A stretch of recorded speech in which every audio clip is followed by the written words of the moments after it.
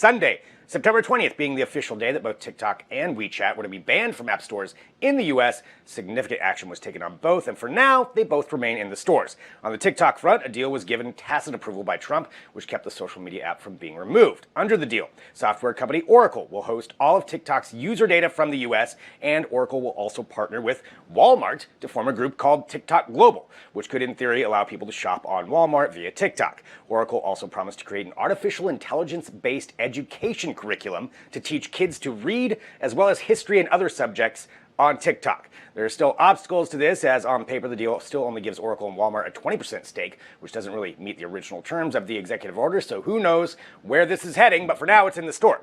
WeChat, on the other hand, also faced reprieve this weekend, but this time it was at the hands of a court ruling in California. The ruling stated that removing WeChat, which is a hugely popular messaging and advertising platform for companies that want to reach China, would, quote, burden substantially more speech that is necessary to serve the government's significant interest in national security, unquote. He basically said that Chinese security concerns may be valid, but WeChat couldn't be identified as specifically the problem.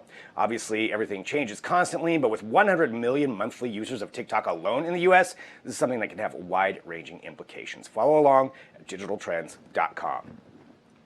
Microsoft has just upped the ante in its battle with Sony over the two companies' impending new console releases by paying out a reported $7.5 billion for software company ZeniMedia, which is the parent company of Bethesda and a number of other game developers. Bethesda, as you may remember, is the owner and creator of a few huge franchises, including Fallout, Elder Scrolls, Doom, Rage, Wolfenstein, the upcoming Starfield, just to name a few. With the purchase of Microsoft, now has 24 different video game development studios under its umbrella. They also said that Bethesda would continue to operate with its own structure and leadership in place. But beyond that, what does this mean for the console wars? Well, the new Xbox Series X and Series S consoles come out on November 10th, and Xbox has a specific pricing option where for $24.99 or $34.99 per month, you can receive an Xbox Game Pass Ultimate as part of the deal, and Bethesda's titles will go with that. So does that mean all those titles become exclusive to Microsoft and Xbox?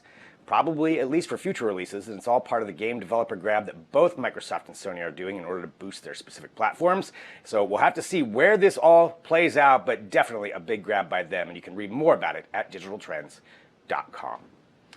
YouTube has stated that they're going to reverse course and bring back more human moderators for its online content.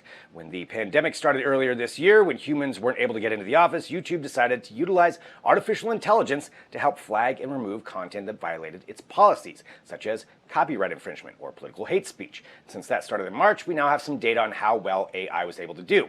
According to YouTube, 11 million videos were removed between April and June, which is twice what the normal count would be. And according to a report in the Financial Times, there were 320,000 appeals on the videos, with about 160,000 being reinstated. That means AI resulted in a lot of videos being removed that probably shouldn't have been.